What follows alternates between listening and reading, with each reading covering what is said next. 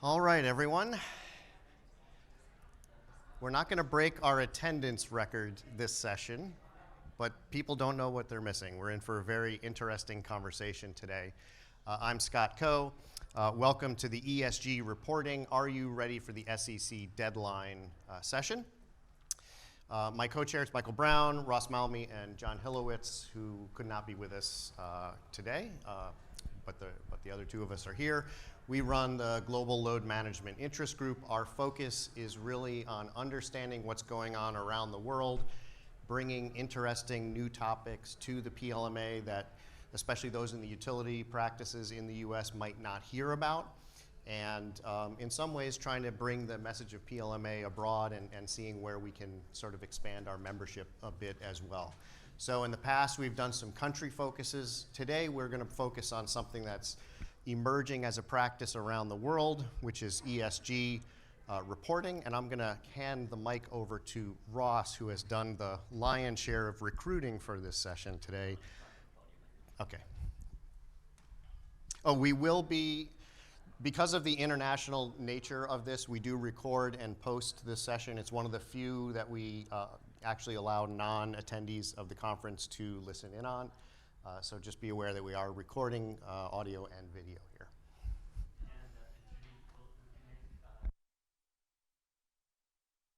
Okay, if you want to post them yourself or on the company website. So Ross Malmy, I'm one of the co-chairs, as Scott indicated. We've got 4 great speakers for you today. First one will be up. It'll be Greg Chafee. He's a partner at Thompson, Hine. He's out of Atlanta, as am I.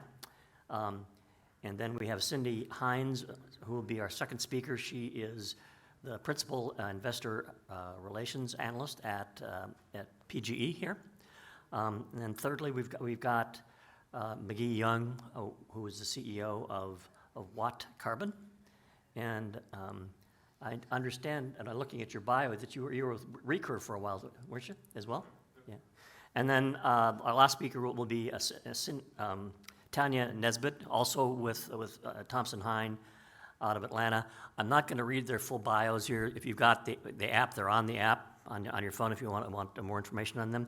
And without further ado, and we will, we're going to try to hold questions till the end unless you've got a clarifying question for one of the speakers, and we'll take that. And we'll have a roving mic available for you when we get to question time. And take it away, Greg. Thank you, Ross, and good afternoon, everyone, and welcome to the world of ESG, which should not be confused with MSG, which is a food additive. Just want to make that apparent as well. Ross, I think I'm going to need the clicker, just so you have that. Or Sorry. Take a podium break for a moment here. Unfortunately, it doesn't click. It does advance. There we go. Thank you very much on that.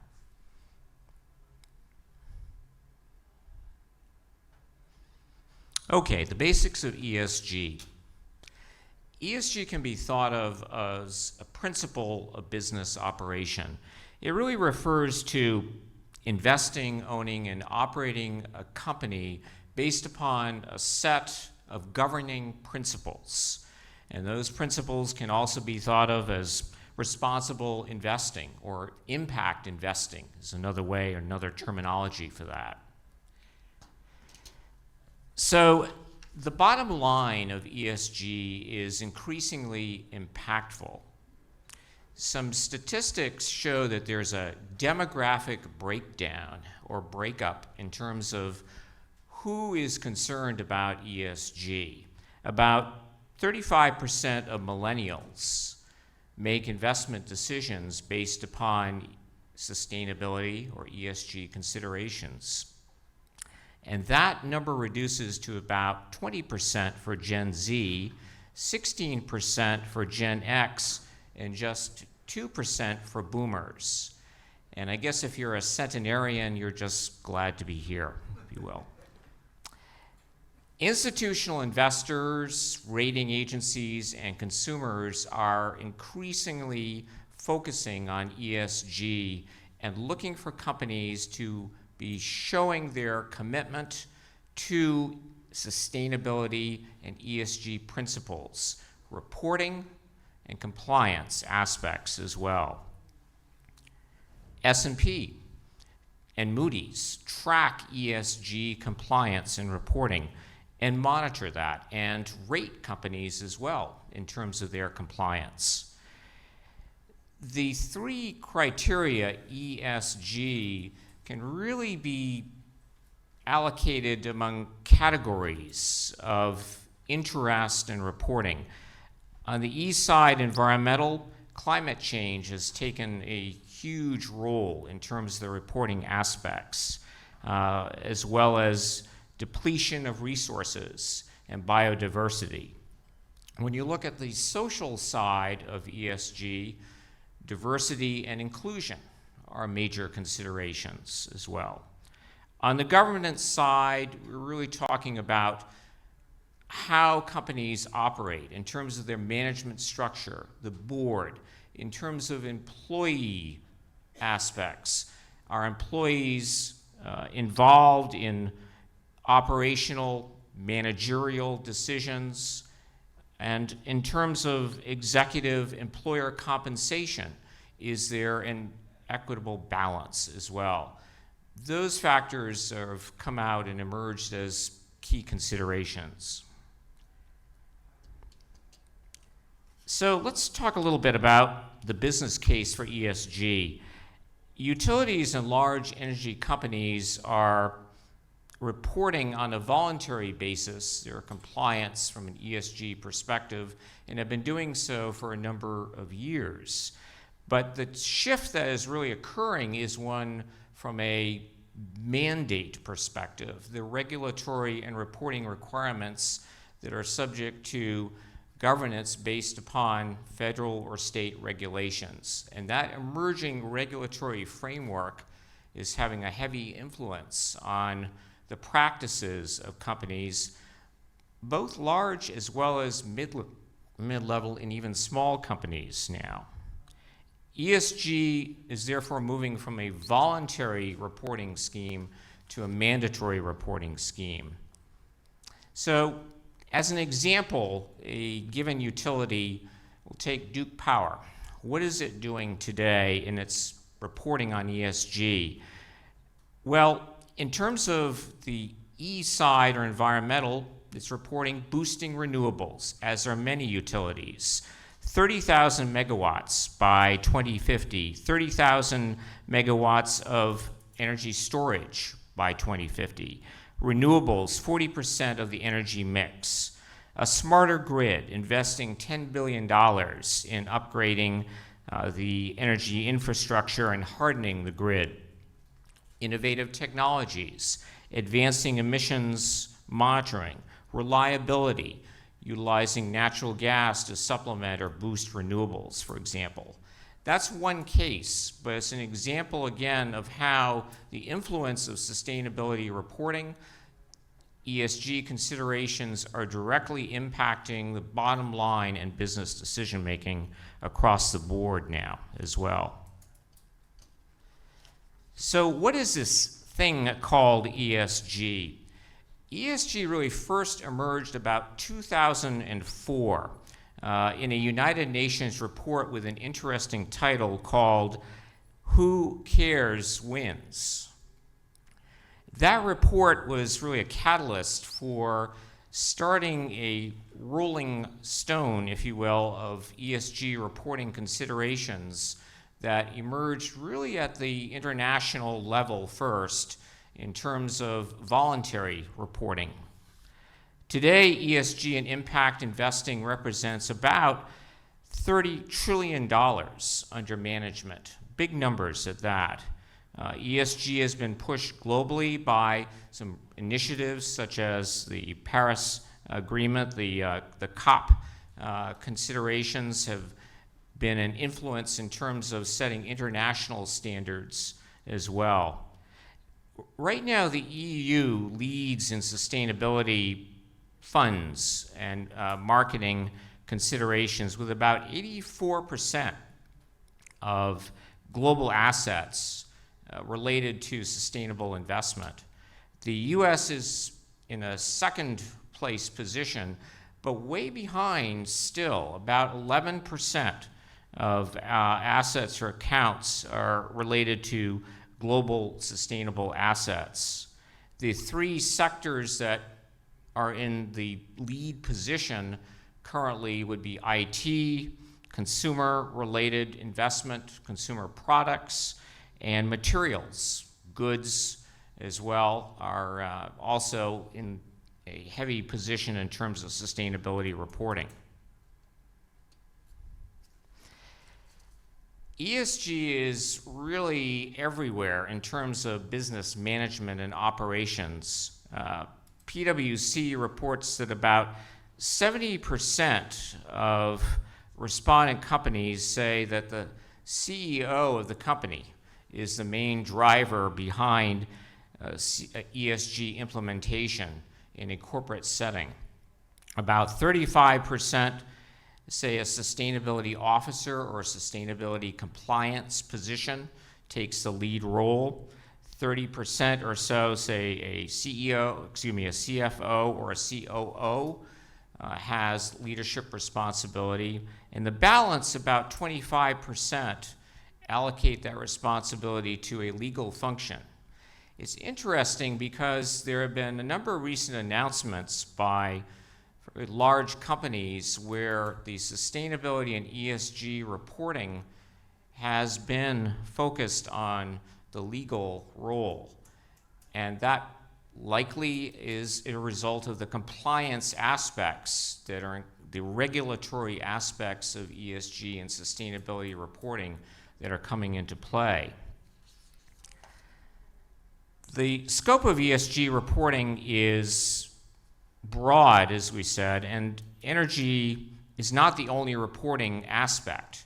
The environmental side, coal ash, for example, coal ash remediation, water protection, land management, waste management are among the categories that utilities and other large energy companies are reporting on.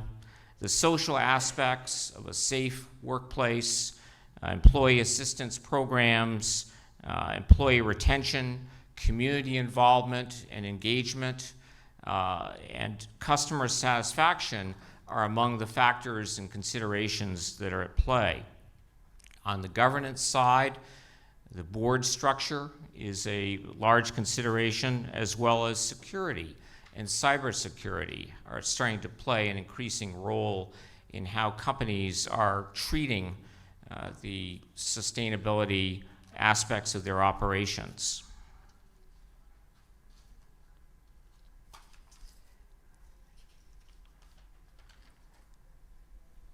ESG is tied and linked to standards, including the greenhouse gas emissions protocol in particular. And that defines the scope 1, 2, and 3 emissions reporting. Scope 1 emissions are direct emissions from the operations of an entity. About almost all of the top 50 US utilities report scope 1 emissions in some form. Scope 2 emissions are indirect greenhouse gas emissions from the generation of purchased or acquired energy. Again, most utilities are reporting on scope 2, but the scope 3 emissions are indirect emissions that are not otherwise included in the scope 2 reporting. In the scope 3 category, there's a much lower reporting in terms of those emissions. Some companies are in that category of reporting. For example, NextEra has reported in its annual reports on scope 3 emissions, but those are mainly tied to business travel as the category. Duke reports scope 3 emissions data in its 2050 net zero targets. EPA just in December came up with a report entitled the Greenhouse Gas Inventory Guidance Direct Emissions from Stationary Sources Compliance Guidelines report. And that really focuses on scope 1 emissions. It includes carbon dioxide, methane, and nitrous oxide as the three principal reported greenhouse gases. The sources of emissions that are defined in that report include everything from boilers, heaters, furnaces, ovens, flares, thermal oxidizers, and any other equipment that is involved in emissions. The measurement criteria are really twofold.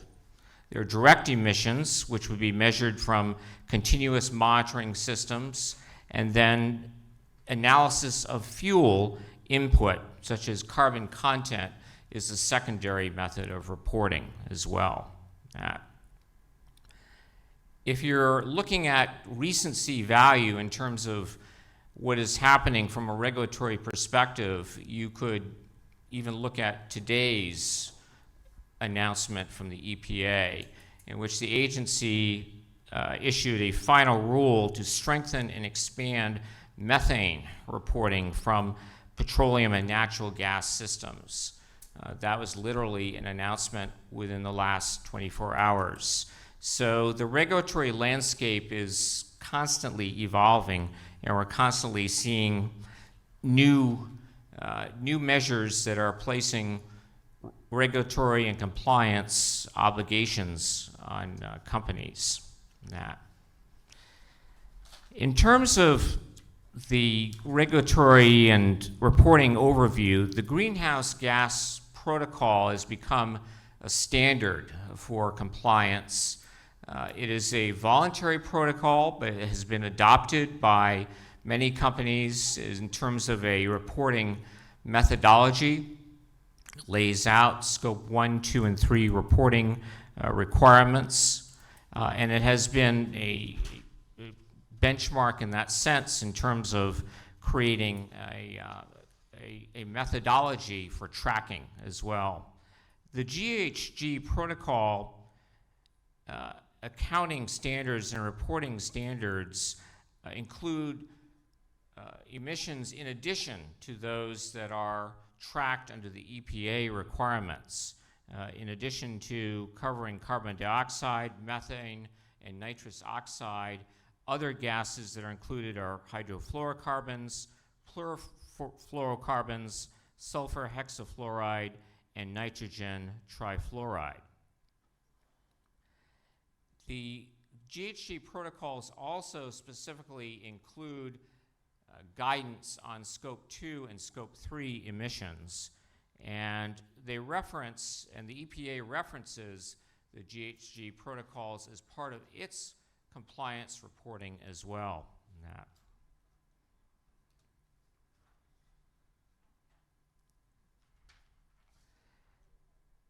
There are a number of approaches in terms of international standards or protocols for reporting beyond the GHG. The Task Force for Climate-Related Financial Disclosures, or TCFD, is one of the principal frameworks that has been adopted by companies as part of their reporting. Many utilities have been using the TCFD standard in conjunction with SASB or other standards to create a matrix of reporting. And you'll see in utility sustainability reports that the measurements or metrics that they're reporting on will include generally not one, but maybe 2 or 3 of these metrics that are included to measure emissions in particular.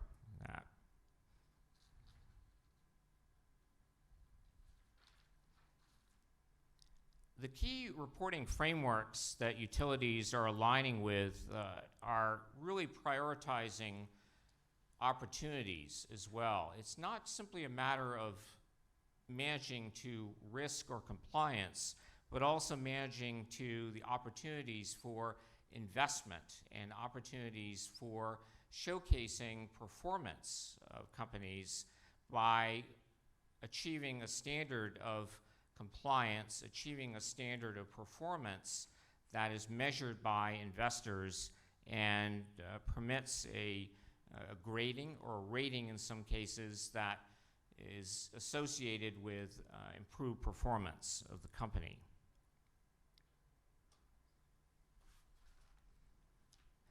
So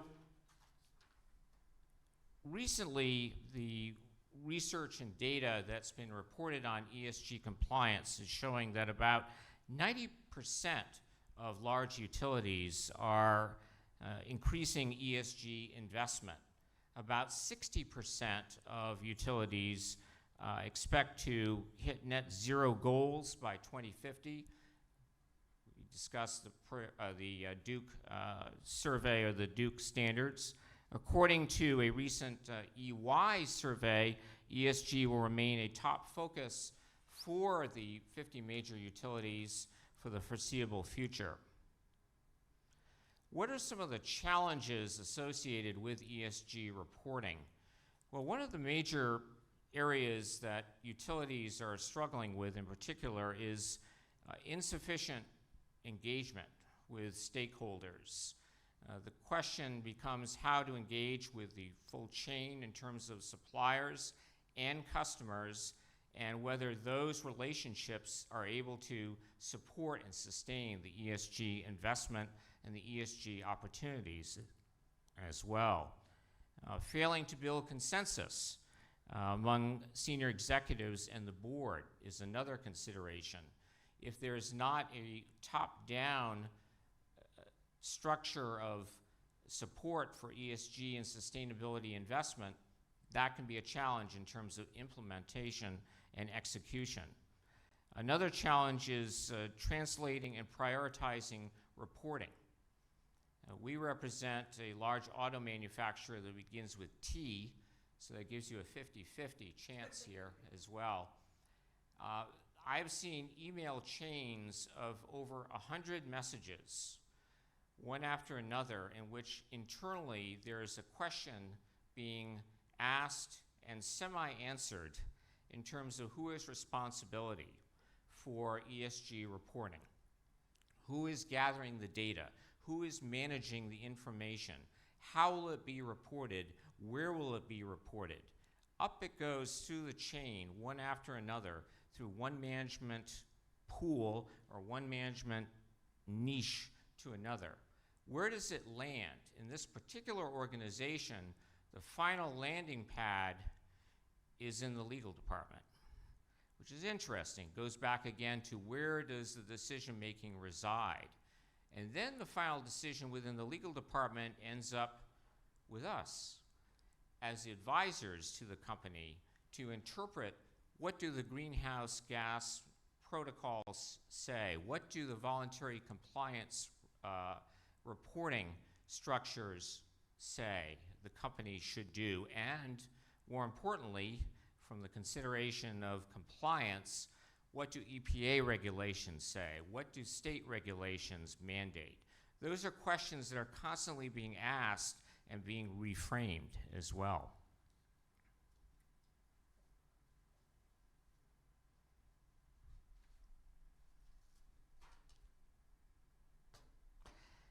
So in terms of how companies are operating today and making decisions on ESG, a lot of the reporting data is contained in disparate pools and pockets, as we said, and gathering that information, pulling it together, compiling it, is a major challenge, and sharing that information in a way that reduces audit risks, reduces the chances of compliance information being misreported or underreported is a large consideration. About 75% of companies report that they are challenged on that data gathering side, and that their technology systems are underreporting or ill-equipped to manage ESG-related data.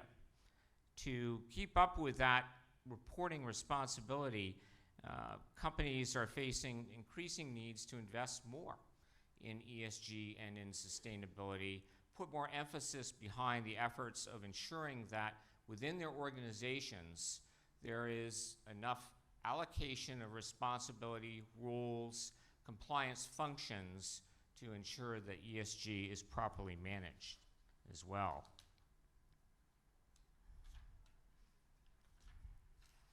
So one of the ways that companies are addressing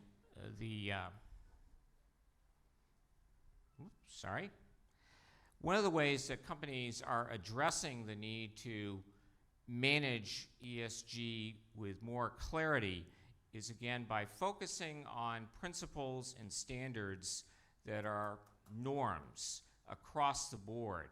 And TCFD has really taken hold in terms of being a metric in that respect. About 50% of energy industry leaders are reporting having, again, inadequate reporting data, but according to Deloitte, about 75% of risk managers report that their organizations are working to manage that risk by incorporating the international standards of reporting in that sense.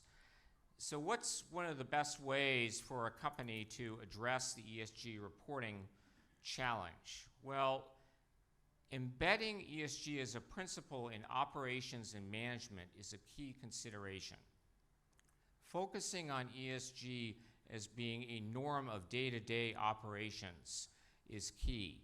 If you look at the ESG reports of utilities or large companies in particular, one of the main highlights that you can emphasize and see is that there is an engagement emphasis, starting at the top, generally from the C-suite, if you will, and working its way down through the organization, through all layers of employees, through the management chain, through the operational side of the business as well.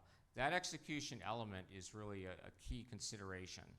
And I think we'll have an example to speak about as well in terms of how company is embracing that ESG role. I'll turn it over. Great. Thank you. Okay, can I borrow the clicker? You may borrow the clicker. If I did not drop the clicker, here we go. Sorry on that.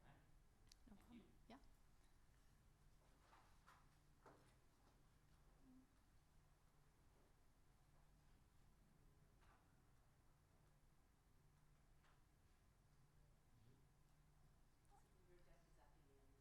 Okay, great. Sorry for the preview. Okay.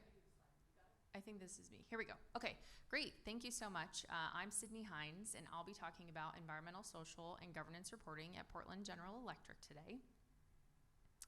So I'll run through ESG reporting at PGE, our users of this information, and then really at the end get into our data collection process. So just a super quick background. I started at PGE in 2021, coming from public accounting. So I have a financial statement audit background and experience with internal controls. And at PGE, I sit on the financial reporting team and focus largely on our environmental, social, and governance reporting that we do.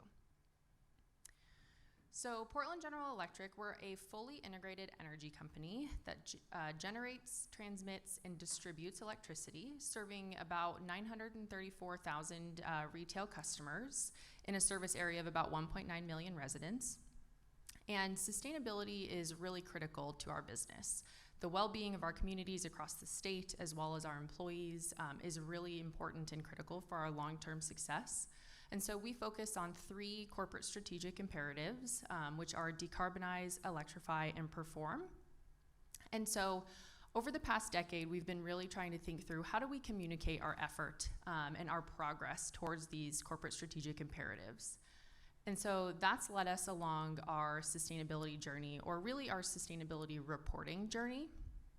So back in 2015, about a decade ago, we started reporting on sustainability-related metrics publicly. So that started in the form of what we refer to as key metrics, which were metrics that were determined by management to be able to show alignment with those strategic imperatives, show progress, show our efforts, and give external stakeholders the information that they were looking for.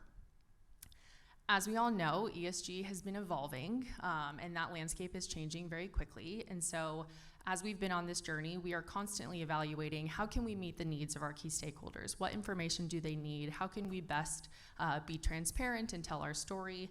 And so then in 2019, we started reporting under some of the frameworks that were mentioned earlier. So we added the Sustainability Accounting Standards Board, as well as the Edison Electric Institute's quantitative sustainability template. So as it was mentioned earlier, the SASB framework is really international and allows us to report metrics that are consistent with our peers and consistent with other companies. And then we have the EEI template, and so EEI is an industry group, and so those metrics are really focused on utilities specifically, and include a suite of things from emissions to HR data, et cetera. And so we've added those frameworks that we still report under today. Then in 2020, we added, along with the SASB and EEI, the Task Force of Climate-Related Financial Disclosures. And this was the year that we published our first standalone ESG report. So putting everything, the narrative part of the report, as well as all of the data and metrics and frameworks in the back, in one consolidated PDF so that folks could get everything in one place and make it really usable for our stakeholders. In 2021, we solidified and enhanced our governance around this, and so ESG throughout PGE, like I said, is really important. It's critical for the business, so it runs through all the management teams and committees. And then in 2021, our board of directors expanded ESG oversight and amended the Nominating and Corporate Governance Committee charter to really, cement and expand oversight and governance of this reporting and this work that we're doing. Then in 2022, we began reporting on progress towards the United Nations Sustainable Development Goals. So another framework, but under this framework, it's really showing how the efforts we're pursuing and the progress we're making align with advancing and progressing along these goals. And so we have 5 of those that we focus on and map with our efforts. And then this last year in 2023 has really been an ongoing focus on all of this reporting we've been doing throughout the past decade. And so we publish our report in the first quarter of the year alongside our other annual reports, so alongside our proxy and our annual report with 10K, so that this information is readily available in a timely manner for our key stakeholders. So as I mentioned, we've talked a lot about, we're really trying to make sure that we're being transparent and meeting the needs of our stakeholders. Stakeholder needs, just like all of this reporting, are also constantly changing. So this is something that we work on constantly by engaging with them. We engage with customers, employees, suppliers, regulators, investors, the list goes on to make sure that we're meeting their needs, giving them the information that they're looking for, and just evaluating to see if there's any other data that they need on a more timely basis and things of that nature. So wanted to spend some time getting into the data collection process. Once we've finalized our frameworks, identified our key stakeholders, and landed on our process for the year, we then have to think through, okay, how are we going to execute this entire process? And so at PGE, our first step has really been to identify a tool or create a shared space for data collection and retention. This is because, as was mentioned earlier, there can be a lot of challenges with this type of reporting in the sense that you need data from all across the business. You need HR data, there's finance data, accounting, data from environmental services, the list goes on. And so finding a tool that allows you to collect everything in one spot where everyone can get in and see it and have a clear understanding of the deadlines and what's needed has been really critical in allowing us to get our arms around all of this work. Once we have our tool mapped out, we're then reviewing the guidance of each respective framework to understand the requirements for each metric. Utilizing multiple different frameworks can mean that you're also dealing with different definitions of metrics. For example, if you need to report your headcount or your total number of employees, is that an average from the entire year? Is it the number of employees as of a specific date, a specific point in time? Should it include contingent or should it not?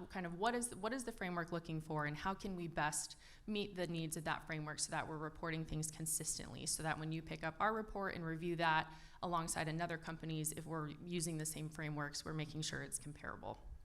So for us, we have one team and one specific person who's responsible for reviewing every single metric. So that doesn't mean that they're the subject matter expert of each metric, but they at least have an understanding of what's being requested and what information is going to be reported. We then work to identify the subject matter experts who will provide and review the data. So every metric has 2 touches, and we make sure that we find the SME or subject matter expert who can provide the metric, and then someone who's independent from that will review it and can provide a thorough and detailed review against the framework for what we're reporting. Once we've identified our timeline, our tool, and all of the data providers and reviewers, we're then kind of in the working phase of the process where we're making sure we're communicating our needs and expectations clearly and consistently. Everyone has their own daily jobs that they're responsible for that are critically important, and so we understand that this is can sometimes be a layer that's coming on top of other asks. And so we try to start 6 to 8 months in advance of when we're actually going to need the data. We host training sessions where they're optional, meetings where folks can come and ask questions, learn about what's being requested, clarify anything. And then we have check-in points along the way. We will send emails to individual contributors, et cetera. And this is really helpful for understanding our timeline and when we'll be able to report as well, because the SMEs or the subject matter experts are who are able to tell us when the data will be ready and available and when we can then meet our timelines. The last step, which is arguably the most important, is creating a controlled process for reviewing the data and transferring the data to our external report. So throughout the process, there's been a lot of work done over providing the data, reviewing it, making sure that what's in our shared tool is right. And so we want to make sure that there's a really controlled process of getting that information from the tool into our report that will be ultimately what ends up being published externally. And so we've, over the course of the past decade, worked to establish internal controls really throughout our entire process, but also at the end to make sure that whatever gets final reviewed and is transferred to the external report is complete and accurate, allowing us to transparently report this information in a way that's of really high quality and is usable for our stakeholders. Of course.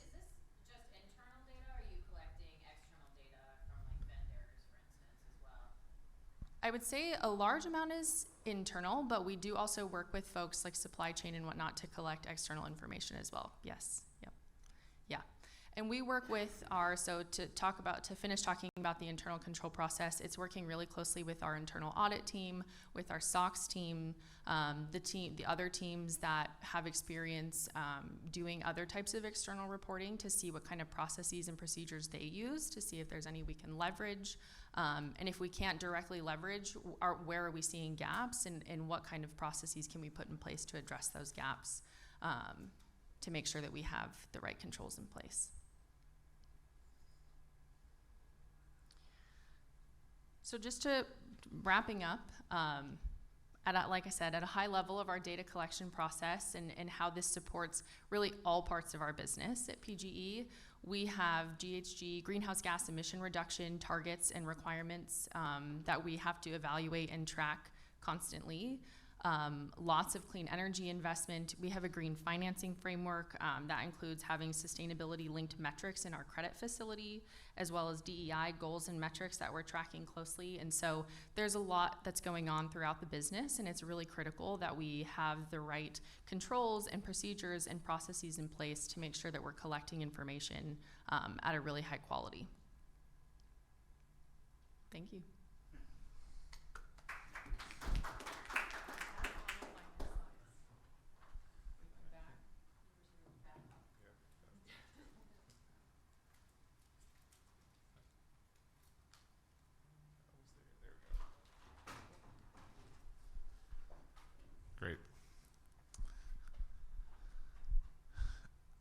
out of curiosity, polling the room here for a second, how many of you have some ESG reporting responsibilities? Anybody here have to do ESG? Just one of you. Why are you here?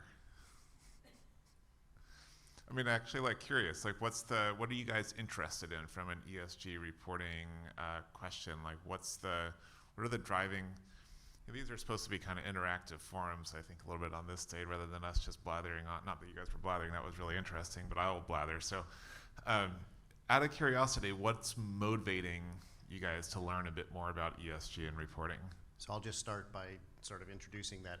I'm always interested in understanding how the things we do at more of an implementation side, technical side, roll up. So are we going to have new requirements or new activities, and how do we report those and make the leadership aware that we have things that contribute to these goals? Mm-hmm. I guess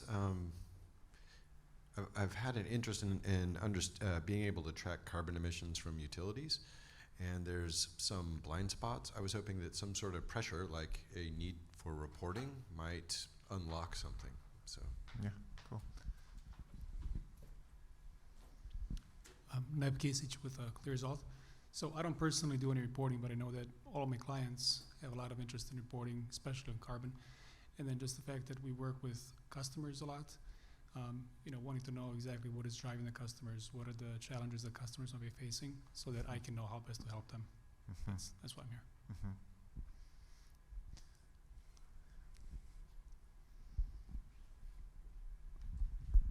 While not personally responsible for reporting on ESG, we've recently seen clients asking for scope 1, 2, and 3 emissions reporting from evaluation work, and so I'm naturally curious to hear more about reporting that's done. All right, that looks like That's that great. looks That's, like it. that's super helpful.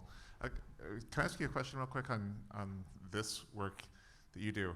How much of your own ESG reporting would be done in partnership with, for example, the programs or your customers' own ESG reports? Like, do you guys share information, or does that cross your desk, or is that kind of completely separate areas of responsibility? Yeah, I would say there's a lot of overlap. I mean, I think that's kind of evolving as standards and needs change, and as, SEC rules and required reporting. I think the audience, like I said, is changing, but we work with, we talk to customers a lot to make sure we're meeting their needs. And then I heard the mention of programs. We work with our internal program teams all the time to make sure we're using similar data sources and reporting the right data. So I think there's a lot of collaboration and overlap, definitely. Cool. Super helpful. Thanks for indulging me a minute on this, and feel free to interrupt with questions or thoughts. We do want to kind of make these a little bit less formal than a typical presentation, so happy to have a dialogue here. As I was thinking about this conversation, I thought back to when we started WattCarbon 2.5 years ago, and the thing that motivated partly me to look into this more was understanding my own house and my own path to whatever net zero would mean. And we had put on solar panels, a battery, a heat pump. We had 2 electric vehicles, and I felt like, I don't know, we were other than our on-demand gas water heater, which you'll pry from my hands. It felt like we were doing the right thing, but then I didn't really know, right? How do you know how well you're doing? What's the metric that you actually use to evaluate your own progress towards net zero or towards zero emissions? And when you ask around, you get a lot of different answers. I'm a customer of Marin Clean Energy, MCE, so I buy their 100% green energy package. But then I look at where that comes from, and it's a mix of wind and solar. It's half wind and half solar. And I know that that doesn't cover all the hours of the day, and I don't know how much my overproduction would contribute to my own, net zero. And these questions in a microcosm, like my house is sort of a microcosm of, I think, a much broader industry question that we're grappling with. And it felt a lot like my experiences with energy efficiency program evaluation, that it kind of depended on who you were going to ask. And as you pointed out, and as the previous two presentations pointed out, there's like a gajillion different frameworks that you could use to even report your emissions. So you might have like 6 different answers for what your emissions are, depending on who's asking the question.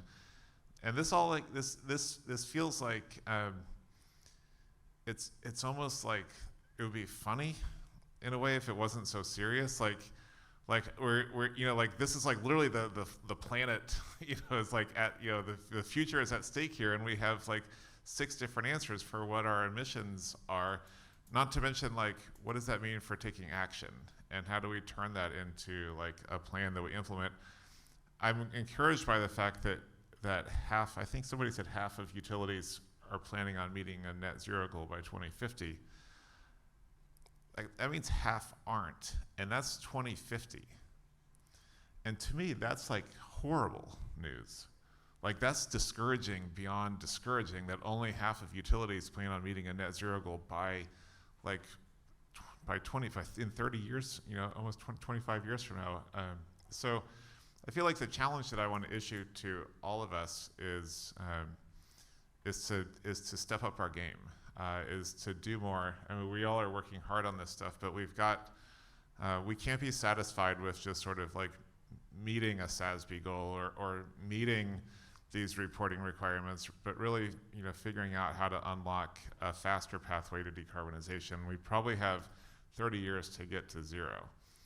And we at the current rate that we're on, it's going to take us 300 years. And so I think that's the challenge.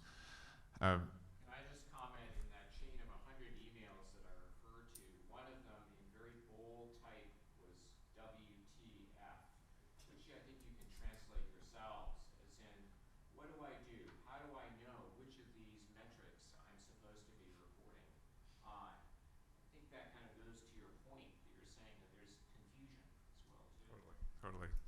And like most of us are trying to do the right thing. It's not like we're all like, there's an oil and gas industry out there that like literally not trying to do the right thing. And I think for the most part, we're all on the same side here of like, let's figure out how to wean ourselves off of fossil fuels. But sometimes we can kind of get in our own way a little bit and let the perfect be the enemy of the good. And so I'd like to just kind of think about how do we accelerate things a bit more. David, do you want to add something to that? One quick question. What about the rest of the world, though? I understand, we're trying to do the right thing, right? That's fine. But then you see, and you talk to people in the rest of the world, and what do? You put up all these organizations, right? Which is great. But who's monitoring, everybody else? Here we are at the expense of everybody. I don't know too many people are complaining, but yet, what is everybody else in the world doing? We're trying to do things. Right now you say it was a 2050, but I think 4 years ago they tried to get 2030, right? That was the first number that came out, 2030. A little bit almost impossible to do. There was things that happened, but we're trying. But what about the rest of the world? Yeah, I think that's a really great perspective to remember. Like, we're asking people to give up their family trip to Disneyland to go put on solar panels on their roof instead, or to buy a heat pump. And then they look around and like, am I kind of getting scammed here? Like I look around the rest of the world and I don't see the evidence that I'd like to see that other people are committed to this. And so this is probably the biggest collective action problem we've ever faced as a society, right? We all look at each other and go, why aren't you doing more? Why aren't you doing more? And it's hard to take that responsibility on ourselves. It's partly why we have these frameworks, right? It's partly a way to help level set so that we all feel like we're contributing equally to this, and to rally around as a globe this set of standards. And I think that's partly the job for us in this room is we are, 40% of emissions come from the delivery of energy to power our buildings, our homes, our lives.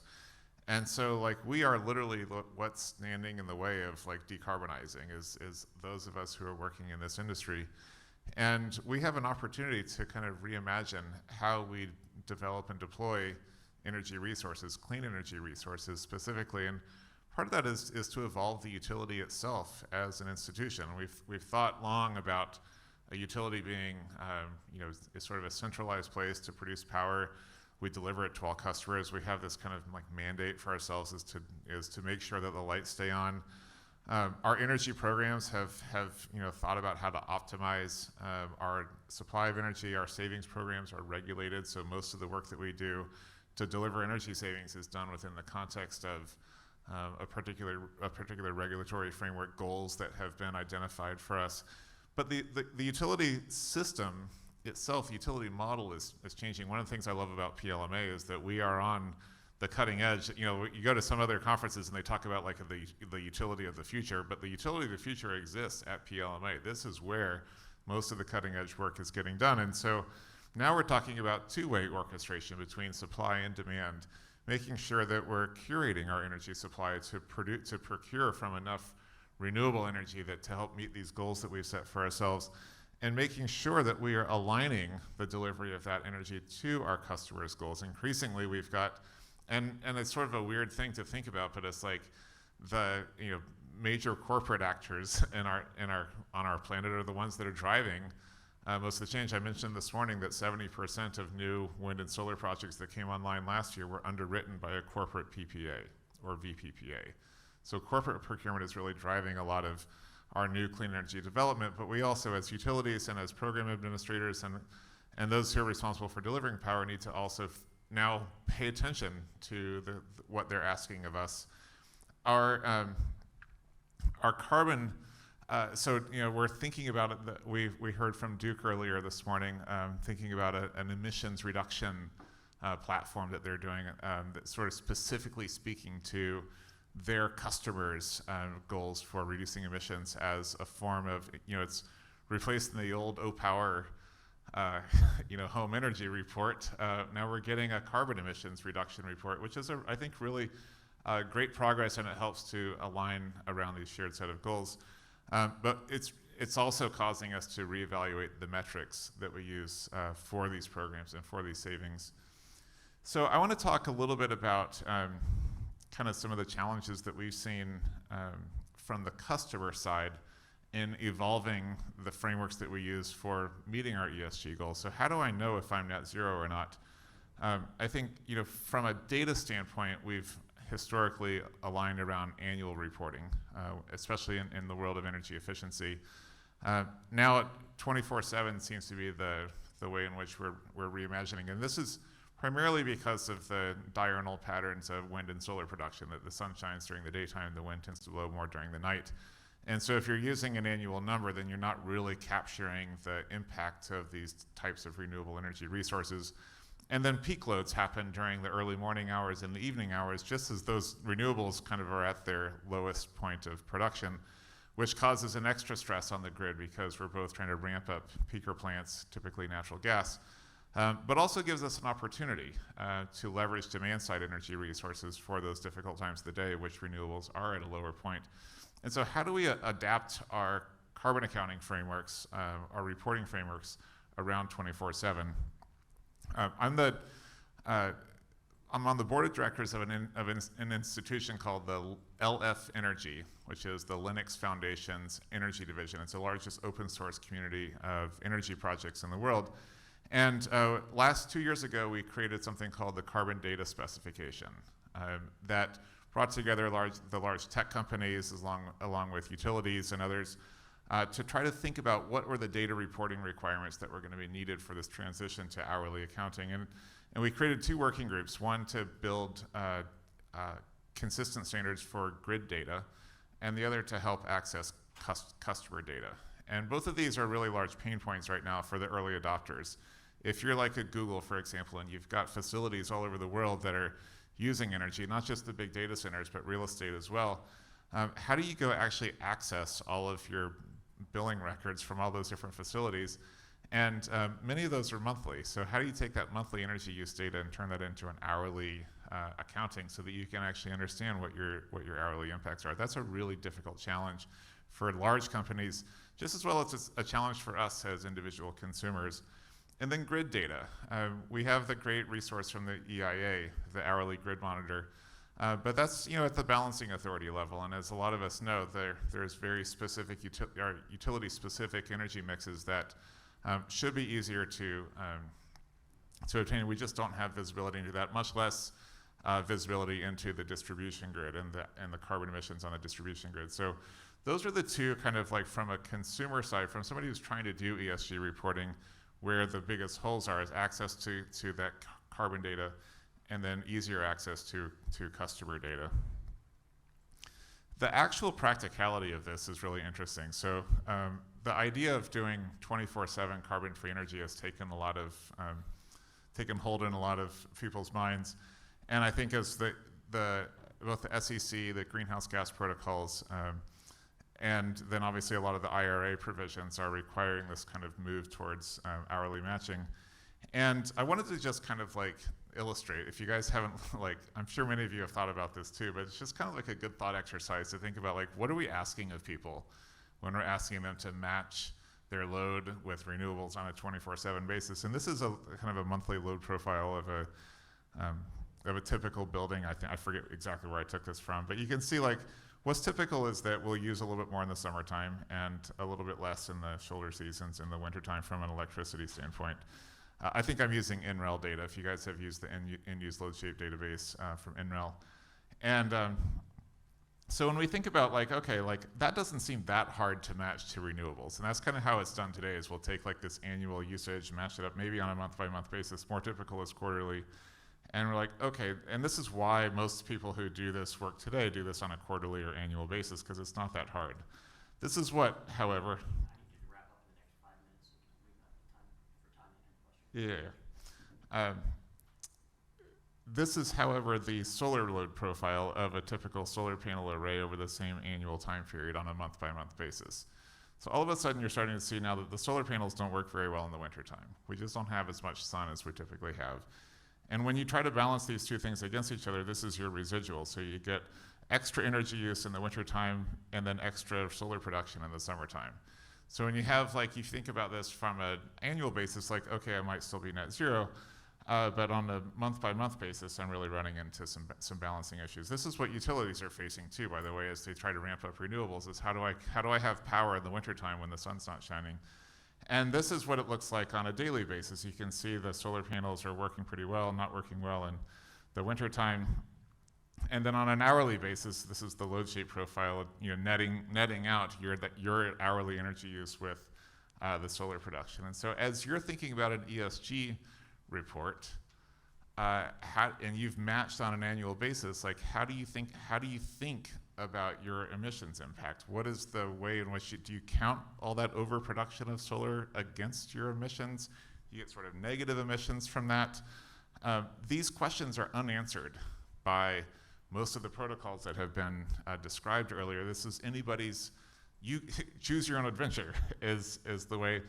And so as we kind of look forward on this, where everybody's trying to get to is a more sophisticated level of carbon accounting. This is similar to the work that Google has done to figure out, for every hour of the day, what is the carbon emissions intensity of your energy use? What was the fuel mix of your grid at that time of the day that you were using energy? And if you add up all of those individual hours and subtract out the negative hours, you get to some sort of a more sophisticated hourly carbon accounting. So this is kind of like the transition. If you think about those slides, that sequence of slides is the process that everybody's going through right now. And as utilities, this is what's going to be asked of you guys as we move along into the future, is that level of specificity around what exactly is the carbon emissions of my grid, what was the fuel mix that was being used at every different time of day, and then what was my own hourly energy use, and I need that in a click. And so that, which is a really big ask if you guys have done this kind of work, at all. And so, but I think that's the expectation that's being held, because we've got these now heightened regulations around what gets reported. So The SEC is obviously leaning heavily on the GHG protocols. The Scope 2 emissions are being revised right now by the GHG protocols to probably move to hourly to change up the way market-based emissions accounting happens. With green hydrogen, the 45V is most likely to be finalized around deliverability, so within your same grid, incrementality, so it's got to be a new project, and temporality, meaning you're matching on an hour-by-hour basis your load. We're getting requests from companies that are being held to net zero standards that are now being forced to comply with the same level of rigor as the green hydrogen. And then I think we're seeing, corporate buyers in particular looking for impact. And so as we look at how do we procure clean energy that's actually delivering impact into communities, and that's looking maybe at LMI communities, looking at alternative types of resources like geothermal, heat pumps, and electrification. As suppliers of those types of resources, as utility programs, we're uniquely positioned to be able to deliver value. We've been doing this stuff for 20 or 30 years, so we know how to go reach these customers, but we need the data now to be able to demonstrate the impact that's being had by those programs. Now more than ever, all of the evaluation work that's happening around our programs is not just important for delivering to the same regulators as before, but also delivering those stories to our corporate partners. So I'll wrap up there in terms of our particular perspective on this. I'll say that it's an exciting time to be in this space. There's a lot of moving parts, and as you heard, that's a challenge. I think everybody's kind of learning on the job, so have some patience as we figure it out, but I think nonetheless it's a really interesting future ahead, so thank you.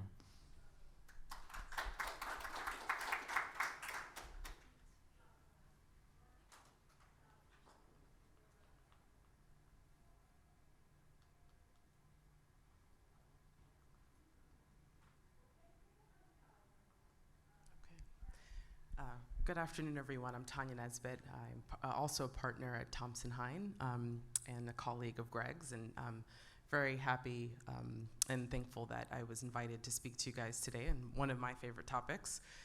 It is, to echo, I guess, McGee's sentiments, it is a very exciting time to be in the land of ESG. We definitely are building the plane while flying it. And for that reason, I think it can also be a very stressful and anxiety-induced time, and we'll get to that in a minute. But in hearing my co-panelists present, I guess I have some general thoughts. Since I am the last speaker, I'm supposed to sort of give you the takeaways of what has been shared. And so from my perspective, what I was really struck or what struck me rather, was that this really isn't a neat and clean exercise. And to do it well, that means you have to get a little bit dirty, right? So for example, environmental justice is something that a lot of utilities are recently contending with, particularly in the litigation context, right? We're seeing more cases, challenges brought by Native American communities, for example, for regulatory decisions that affect species, their way of life, their financial and cultural livelihoods, and environmental justice, again, what I guess initially began as a social movement, but really is social, and now, because of this administration, a policy stance that advocates for the fair treatment of all vis-a-vis environmental considerations, is something that could be environmental, right? If you're talking about air pollution that is harming a particular community because of socioeconomics, that could be an environmental issue, but it could also be characterized as a social issue under the S in ESG, right? So you see that issues tend to bleed across these letters. And so for utilities, for example, that may be closing coal plants, right? There's a certain way to do the closure that has to satisfy environmental regulations. And if that's not done correctly, you could potentially have an environmental issue, right? If there's contamination that migrates into neighboring communities, or it could be an environmental justice issue, depending on the character and the makeup of that community that's impacted by that pollution, right? So that gets me into my second takeaway, which is we have to be careful not to trade problems, right? So closing down the coal plant to then become more reliable on renewable energy, right? I think most of us in this room would say it would be a great goal, right? That is going to bring us to our 2050 pledge to decarbonize, but it can also create other issues socially or environmentally. The other or third takeaway is that, wow, what great innovation is going to come from all of this, right? We see people like Sydnie who have taken on a role that perhaps didn't exist in the way that we're going to need now, right? We need people who have accounting and forensics experience and also understand sort of the energy and sustainability impacts of what most of the voluntary and mandatory disclosures are requiring of utilities. And so help is coming, right? We're going to have new technologies that are going to help us sort of get better answers on, how do we measure things like Scope 3 emissions, right? Something that is very topical now. We're going to get help for that. And so I guess my plea to you is to please use it, right? Be mindful of sort of what the blind spots may be and really approach it as tools in a toolkit, right? Many utilities are going to need consultants to help, outside consultants. And so the consultant that does your ESG report is going to look a little bit different than the consultant you might need for life cycle assessment, right? So understanding sort of the differences in the team that you're going to need to curate to do all of this. The fourth takeaway really is to be vocal. I think that ESG is an opportunity for companies to be vocal about who they are and who they envision themselves to be. And so in doing so, you kind of have to set the stage for how others will engage with you. And so we talked a little bit about suppliers and supply chain. And so that gives the utility the opportunity then to create things like supplier codes of conduct or sourcing codes of conduct, right? That will set the groundwork in how you want your customers or suppliers to interact with you. And the fifth takeaway, which is something we haven't talked a lot about today, really is anti-ESG, right? The unfortunate thing is that a lot of this obviously has become increasingly politicized and can be very polarizing. And so you do have to be mindful of the environments in which you are operating. And so for those of us who are having industry-wide conversations about decarbonization, right, there's a lot of scrutiny now, a lot of suspicion. Is this anti-competitive? So we have to be mindful about the ways in which we talk about it and the language in which we use in terms of working toward our goals. So we talked a lot about the SEC rulemaking, and I guess the elephant in the room is that that rulemaking has since been stayed. So in March of 2022, the SEC announced its intention to voluntarily adopt climate disclosure rules that would include both Scope 1, 2, and 3 emissions. Under the Administrative Procedure Act, anytime an agency is making a rulemaking, there should be a public notice and comment period, and so the SEC followed that procedure. The rules were subject to public comment, and then the SEC considered the rules, however, made some changes before it finalized the final version last month, early April. And so, as expected, there was vigorous legal challenge to the rulemaking. A lot of question as to whether the SEC, in fact, has the authority to implement such legislation or rulemaking. And there were 9 judicial challenges or 9 cases, rather, in 6 different federal circuits. And any time basically the same rulemaking is litigated or challenged, the federal rules essentially require a lottery is held.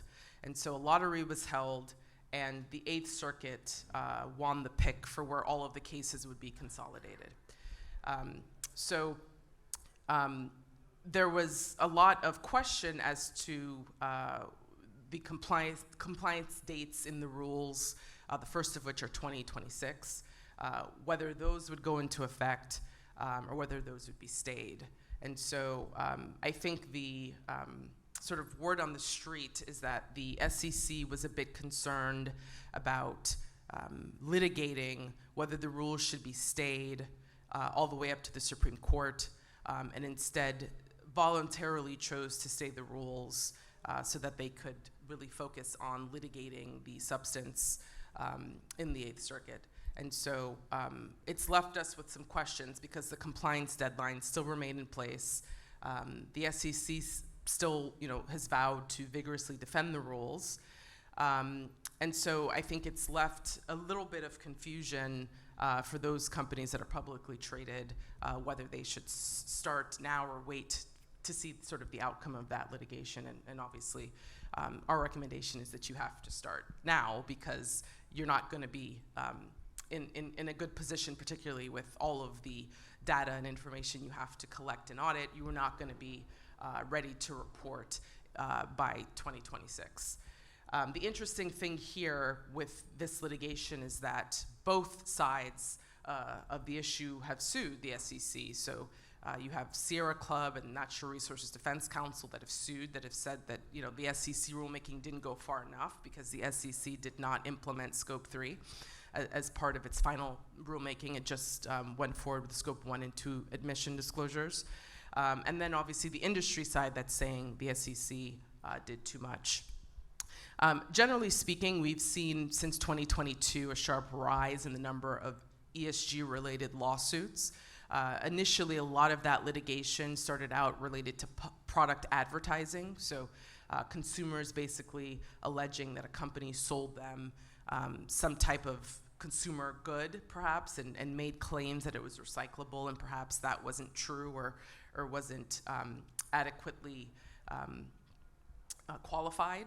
But we're seeing that litigation really move into a number of other areas, right? So we're seeing more cases regarding things like environmental justice, employment and DEI. Right after the Harvard admissions decision, there's been a swift movement to try to get a lot of that analysis that was directed toward universities and institutions brought into the private setting. So a lot of shareholder litigation related to company DE&I policies, and some of it in the renewable context as well. So we're seeing lots of corporate representation cases related to utility disclosures about things like carbon emissions, goals to be net zero, to decarbonize, and things like the basic use of renewable energy, right? There's been litigation related to whether renewables are truthfully representing that natural gas is renewable or methane gas is in fact renewable. Some of the litigation is brought by states, NGOs, consumer interest groups, obviously, some of it from the indigenous communities, particularly with respect to the impacts of hydroelectric dams, for example, on certain species. So it's, I think, a growing body that we need to pay more attention to. And going back, I think, to what I earlier said in terms of ESG not being a very clean exercise, it's important also to think of your marketing department as part of this, right? Because they are putting together the brochures, the slogans, and so advertising and marketing, which oftentimes sits outside of legal, oftentimes sits outside of ESG in a utility, has to be part of the conversation as well. So on the state level, we talked a little bit about the SEC rules, which are federal, but on the state level, California has been the first state that has implemented climate accountability disclosure rulemaking.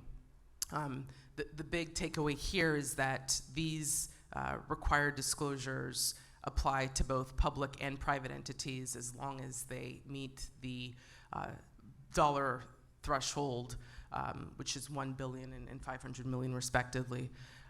And currently, they are seeking Scope 1, 2, and 3 emissions disclosures. I know recently there's been some public conversation aimed at Governor Newsom as to whether Scope 3 emissions should be included in this legislation. This package was signed in last the fall of 2023. However, Governor Newsom did not allocate funding for CARB to create implementing regulations so that entities could sort of understand how the emissions disclosures and requirements are to work. CARB says they need about $9 million in order to create regulations, and so we're going to have to sort of see what happens there. We're also seeing a lot of legislation pop up in draft form in other states, like AB 1305, which is the Voluntary Carbon Market Disclosure Act, that would require essentially reporting entities that are making statements essentially saying that they are net zero or aim to be net zero, sort of disclose how they are getting to that goal, and would allow members of the public to essentially ask the entity for substantiation as to how to meet that goal. Generally, to wrap up, I mean, I think we have to think obviously about greenwashing as part of this, right? And so how are we messaging our claims and our goals? One of the big takeaways of this exercise for me is that oftentimes entities that are more diverse tend to sort of find the blind spots a little bit easier, and there is data that shows that more diverse boards are able to see around corners a bit better. So generally speaking, obviously, you know, ESG has to be an enterprise-wide focus. It can't just be something that legal is doing or just something that the sustainability director or manager at the company is focused on. It does have to be embedded throughout so that it creates an ethos so that people are having conversations continually about what you know, what our messaging looks like, what our data looks like, who is auditing it, and a continual conversation. It can't just be we met once on a Monday and we're done. It has to be continual exercise and assessment as to where we are, where we want to be, and how are we messaging that to the public. One of the three really harms of greenwashing, obviously, are the reputational injury, which I think is probably most prominent. You also have the regulatory risk, right? We have agencies that can fine companies for greenwashing, either monetarily or pursuant to some type of injunctive relief. So you have the FTC, the Federal Trade Commission, and the SEC. But you also have litigation risk, right? A consumer nowadays can also sue, as I mentioned before. And so it's important to think of crisis communication strategy as part of your ESG plan if you do tend to have an issue. If you're thinking about it after something has popped up, it's likely too late. And so you want to be able to sort of control that narrative if there are issues. Another good recommendation, and I'll end on this, is the use of trade associations or industry groups. And I talked a little bit about that in the context of anti-ESG pushback. But it's also, I think, useful to hear how others are grappling with similar issues, what their plans are, what their strategies are, and how they are reacting to mandatory disclosure laws, some of which, unfortunately, have been unartfully drafted. And so there's going to be question as to how to comply. And so using each other to have that conversation can be very impactful and useful. And I think now we're going to end for questions. Yeah, we'll do some questions. Let me just start. I thought the comment about why should we do a sacrifice when other countries aren't was a really important one. And I wanted to ask the panel, does the scope 3, looking at the upstream, like that's your supply chain of maybe raw materials and other things, maybe imported goods, does that start to help solve that, looking at what other countries are doing to see that now companies will now sort of try to get sourcing from other good ESG reporting companies?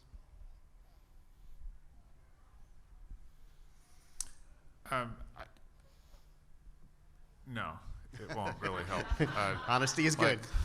Like honestly, like scope 3 is so hard, and you probably know this better than any of us. I'm sure you guys work on this all the time, but and then the leverage that you have over your supply chain is pretty limited. I think the thing to remember with that point about like what about the rest of the world is that aside from China, the United States is still the #1 source of global emissions.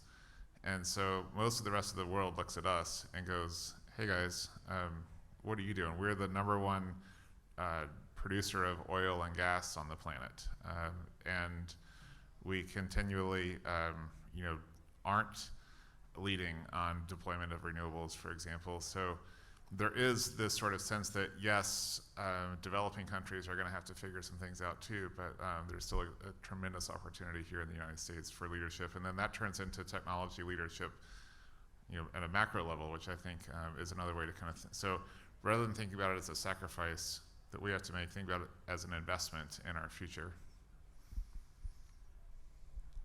I was just going to add really quickly, more thinking of the scope 3 piece, and it is challenging, and I think depending on the business, there can be so many different estimates or assumptions that we have to use in scope 3 reporting, but I do think it's a helpful tool in understanding your business, and even though they are indirect, it still is really helpful to understand the different buckets of scope 3 and what it looks like for your company. And so I think that part of the exercise is helpful, and even if it's not reporting every single bucket every single year, having an understanding of what the buckets are, what your impact is, even if it's indirect, is still helpful, just in understanding your emissions impact big picture.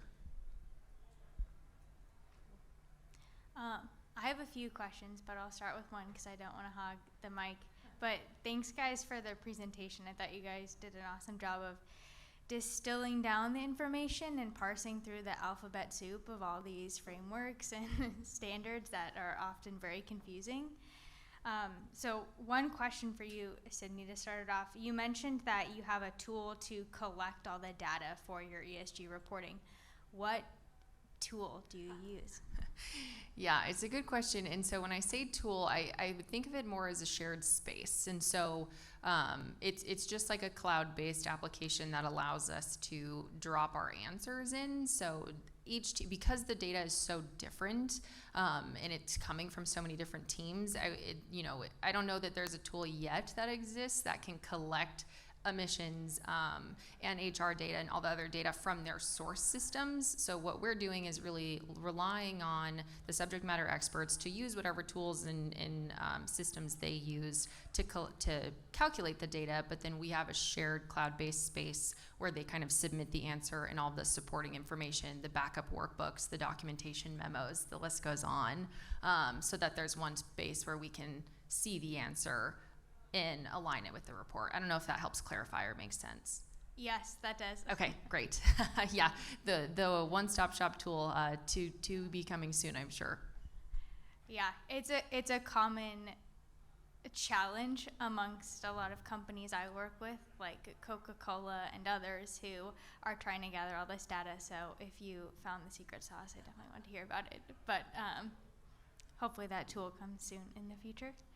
My second question is actually related to another one that came up earlier about if you engage with vendors in your supply chain for some of their emissions accounted for in your ESG report. As a utility, how have you identified those vendors? Is it based on spend, something else? Yeah, that's a great question. And I'd say it's based on a couple different things. There's a bunch of different ways to look at it. Spend being one of them. I think, how often we engage with suppliers, how much they come back. I mean, we have an entire supply chain team that's looking at this, and we have supplier code of conducts and, all kinds of different forms and metrics that we look at. So I think it's kind of all across the board, but it's engaging with a lot of our major suppliers. And then we have supplier diversity goals as well that we work through. And so making sure that, we're evaluating based on those requirements as well. Recently, I was asked by automotive company T to write one paragraph into a very long contract for supply of goods to this manufacturer having to do with scope 3 emissions for the trucking company that would bring those components to the manufacturing facility to ensure that it was in compliance with scope 3 emission reporting. It went all the way up to the top of the chain of the organization through multiple levels.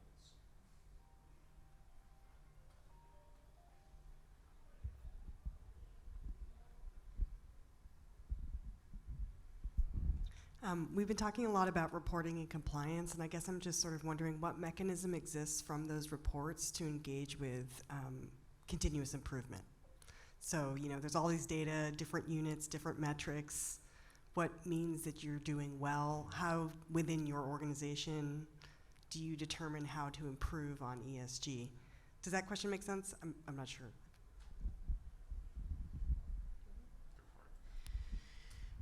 Yeah, I think, I mean, as I mentioned, we've kind of been on the reporting journey for a long time, over a decade. And so I think for us, it's taken shape in a lot of different ways.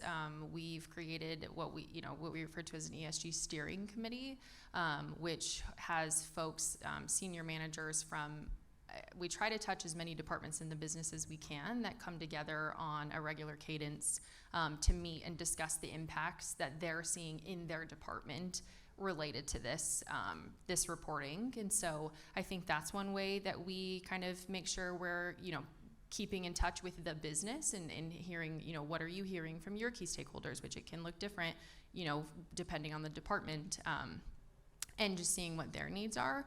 I think that in terms of progress, it's really, there's, like we said, alphabet soup. There's so many different frameworks, and even the frameworks themselves constantly change. Like even SASB, I think, just released updates in December of 2023 where a couple of metrics have changed. The GHG protocol is relooking at their guidance and changing. So it's a balance of trying to keep up with the change and make sure you're doing it timely, but make sure you're doing it really well and completely and accurately. And so it's kind of figuring out what works for your teams and your stakeholders and where you're at to say, how can we balance these needs while making sure we do it, thoroughly and accurately. And so I think it's that stakeholder engagement piece that's just really critically important of trying to make sure, we've talked a lot about customers, like what questions are coming up, what are our customers' needs, what do our customers need, is that something we're reporting, are we reporting it fast enough? And so trying to just make sure we stay aware through, lots of different work. Time for one more question? Yep, one more and then we end up. Did you want to finish? I was just going to add on to that there are actually ESG rating companies as well. And so, obviously they're going to benchmark you against similarly situated industry. And so that is one sort of metric. But I think internally sort of the data sort of tells a story vis-a-vis your goals. So, if you have a lot of millennial attrition or sort of what, I think it's against the sort of benchmark assessment essentially is what will tell the story as to the company's individualized ESG journey outside of ESG ratings, which are more outward facing. One more question. Yep. Oh yeah, I wanted to ask Sydnie, you guys are working really hard. You're doing amazing stuff. What are you doing to make sure that your customers and your community know about the work that you're doing, and how are you leveraging that to, step into the next phase of it? Yeah, gosh, great question. I think, I would say luckily in our region, like our customers have really ambitious sustainability related goals. I think they have, some of the more aggressive goals in the country. Our voluntary programs have really high participation. So in that sense, I think there's a lot of really good engagement. And like I mentioned, in 2020, we started trying to put our report into kind of like one consolidated package. We realized that having a couple different landing sites or attachments just made it hard to absorb everything all at once. And so trying to have it in a packaged deliverable that's very easily accessible on our website alongside other reports that stakeholders are used to accessing frequently, I think that has also really helped just in terms of kind of making sure our report's accessible, that the information's out there and visible for folks to see. Okay, I think that we're at time right now. So join me in thanking those. You might be, asking why is the Global Load Management Interest Group having an ESG session, and we'd love to get some feedback from you. Was this helpful for you or not? Because in the past, we've been talking about use cases and experiences from other countries, and this is more of a policy issue. And if we'd be delighted to hear. Would you like more of this? If you do, let us know. And we picked this this topic because one of the things that the global load management team believes is the cleanest electron you ever generate is the one you never generate, right? And we as an industry, we've done a lot of things right. We've done a couple things wrong. I think one of the things we haven't done a good job of is getting. This is a group of demand response practitioners, right? And one of the things I don't think we've done a really good job with is being able to establish the monetary value of demand response as a risk management asset. What's the value of demand response in the 1 in 5 year, 1 in 10 year, 1 in 20 year event, the Hurricane Sandy, the polar vortex, and I don't think we've gotten our resource recognized for the value that we bring. And when you think about it, when we're doing demand response, it's usually at a time when resources are scarce, and what we're competing with is usually the most expensive and the dirtiest resource on the system.